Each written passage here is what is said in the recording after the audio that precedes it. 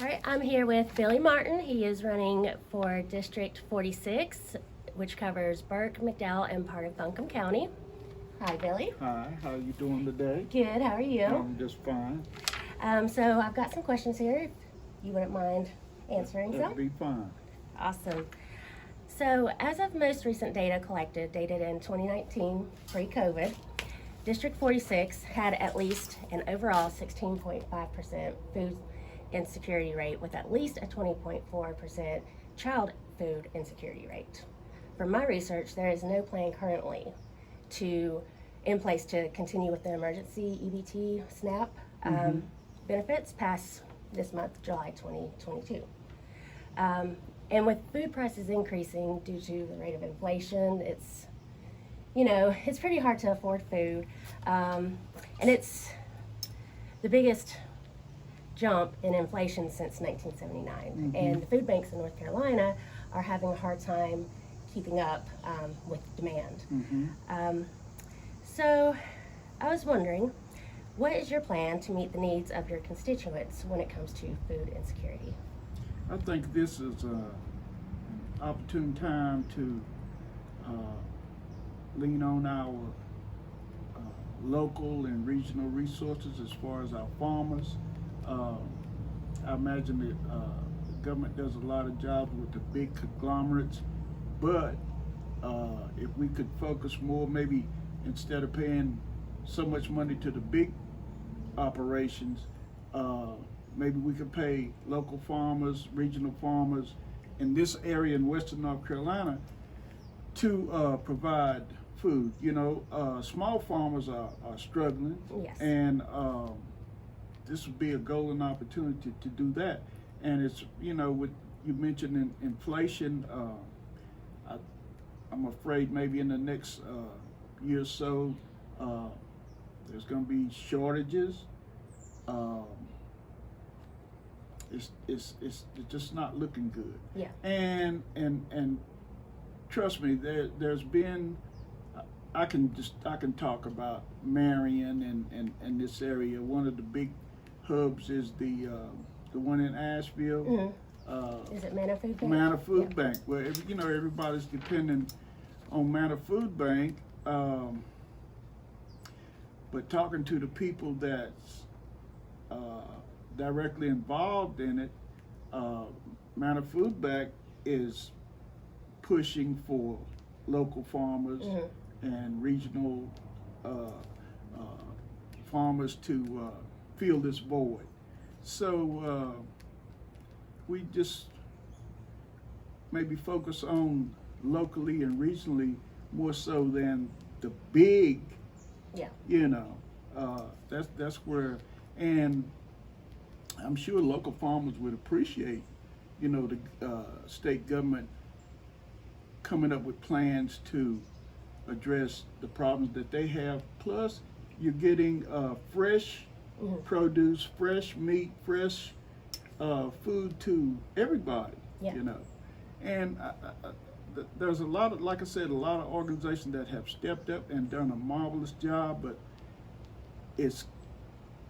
I don't know how sustainable it is. Yes. And it's gonna need maybe some help from Raleigh to do that. Yeah. Great. So with the recent overturning of Roe v. Wade, as I'm sure you're well aware, we are seeing several states restrict a woman's healthcare option to terminate her pregnancy, including not allowing a termination in the case of rape or incest, especially when it comes to children. And Justice Clarence Thomas, he actually stated in his opinion on Roe v. Wade that Griswold v. Connecticut should be revisited as well. And this is the one regarding birth control.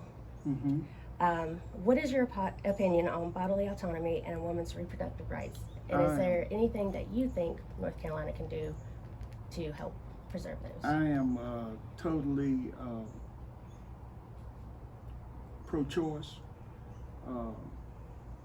I don't believe the Supreme Court or any court, any politician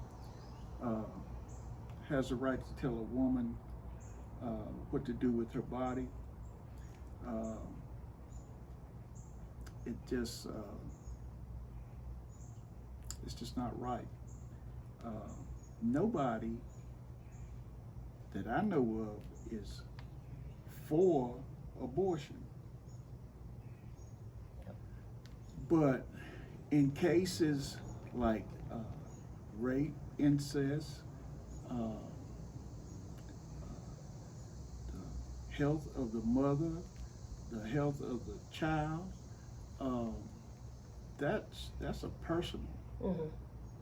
And I don't think I would have the right to make that decision for somebody else. Yeah. I really don't know. It would seem that there's some kind of ulterior motive behind it all, but to take away a person's right to control. You know, we talk about being pro-life, but there's other places. I heard a preacher say, you know, we talk about this, but we don't want to talk about that. Yeah. And you talk about you pro-life, but you don't want to do nothing about food security. You want to pro-life, but you don't want to pass Medicaid expansion. Yeah. You pro-life, but it's just so many other ways. You see what I'm trying to say? So who is it that can sit high and call itself looking low? Yeah. And telling somebody no, I don't go along with that whatsoever. Yeah. Is there anything that you think North Carolina can do to help protect those rights? Well, because Governor Roy Cooper just last week signed an executive order, but it's not exactly a law. Well, he's doing all he can. Yeah, I agree. You know, and it's a great step forward. Yeah, it is. And I'm glad North Carolina is still a place where women's rights is respected up until now. Yeah. And I hope we don't turn around and go in the other direction. Yeah. But as a state senator, you can count on me to be pro-choice. Awesome. I'm glad. And I'm not, you know, I don't. Yeah. Like I said, you can't tell me that just because I'm pro-choice, I'm not a Christian, that sort of thing. I think you just getting in the dark territory when you try to bring it down like that. Yeah. You know, you know, yeah. So teachers in North Carolina are some of the most underpaid in our country, and I did read a little bit about you, about how you worked in education. Yes, my whole Yep. You want to expand on that? Oh, well, and that's you right down my alley when you're talking about education. And once you're an educator, you're always an educator. Yes. Of course, you know, if I'm fortunate enough to be a North Carolina senator, I will certainly look out for education. Our teachers are underpaid, and with the pandemic, they've been overworked and underpaid. Yes. I retired 20 years ago. Oh, wow. Okay. And the situation now is, to me, it's worse now than it was then. Oh, yeah. And you would think going forward that things would be better. But one observation I have is just because the politicians in Raleigh say, oh, we're doing a good job, everything is hunky-dory, don't mean that it is. I agree. You know, here in Marion, there was a sign up by the Y for a long time, come and work for you, Baxter's. Yeah. Out there, big pharmaceutical. My daughter works out there, and come to work for us for $19 an hour. And I sort of took that and ran the numbers, and so a person can graduate from high school. And I ain't downplaying the work that they do, because the work that they do at Baxter's is important Oh yeah. to the whole nation, Oh yeah. even the world. Yep. But listen, so you're gonna tell me young person can graduate from McDowell High School, go out to Baxter's and work for $19 an hour starting, Yeah. and that ends up to be roughly $40,000 a year, Yep. And they got great benefits. and got great benefits, and first year teacher, Mhm. they're starting at 38. Yep. Yeah. They are, North Carolina's average starting salary ranks lower than all states except Mississippi and Arkansas in the southeast. But if you hear, but listening to our legislators in Raleigh, Mhm. it make it sound like, oh, we in good shape. Well, Yep. we're not. No. We're not. Yeah. And that's one thing I'm gonna get across to my constituents, and I know I'm gonna be representing District 46, Mhm. but also everybody in North Carolina. Yep. We can do better. Yes. I have spent 26 years in city government as a city councilman, and in those 26 years I have learned that whatever needs to be done, Mhm.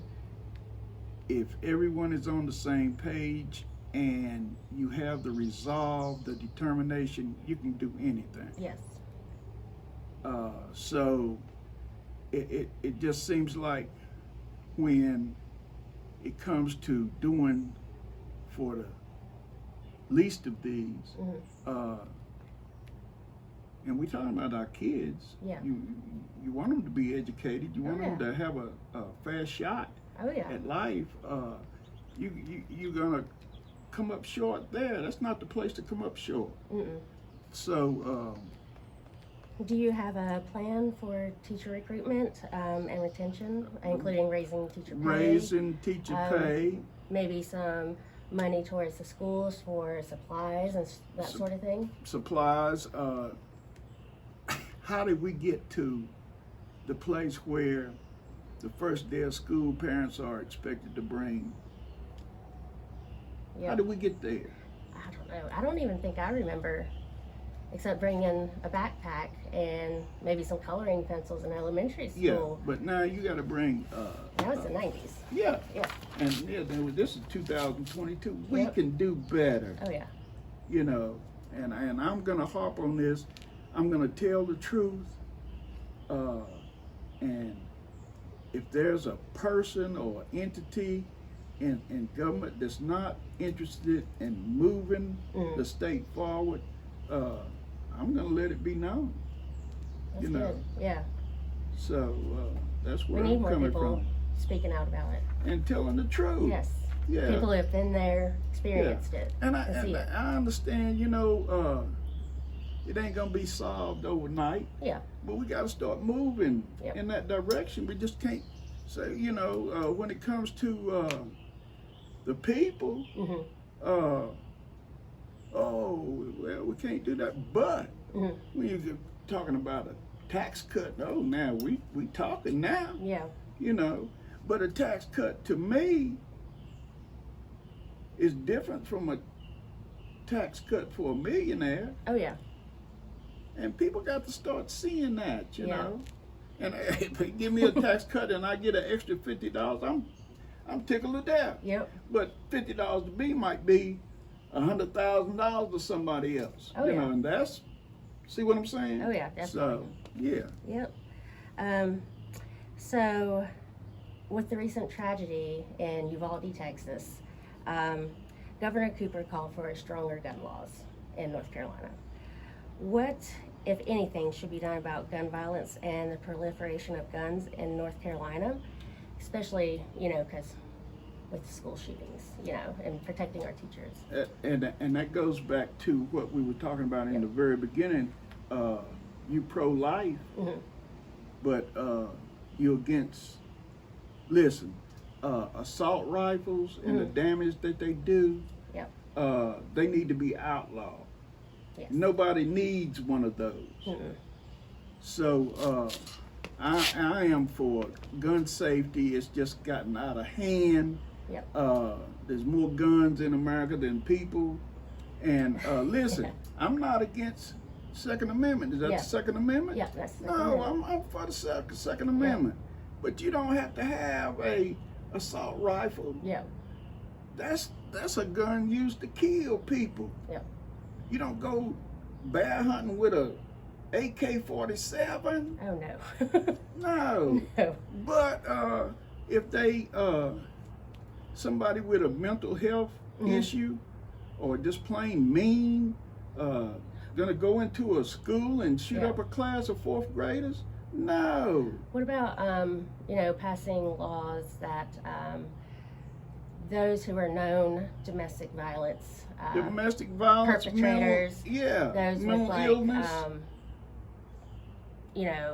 restraining orders against them for Restraining orders, DV, right. stuff like that. yeah, Maybe what do you think about passing a law to keep guns out of their hands? sure, yes, ma'am. I don't have a problem with that. Yeah, that's awesome. I'm So glad to hear that. no, it's just it's out of hand, and something needs to be done, and we need leaders with the backbone enough to do what's best for the people. Yes.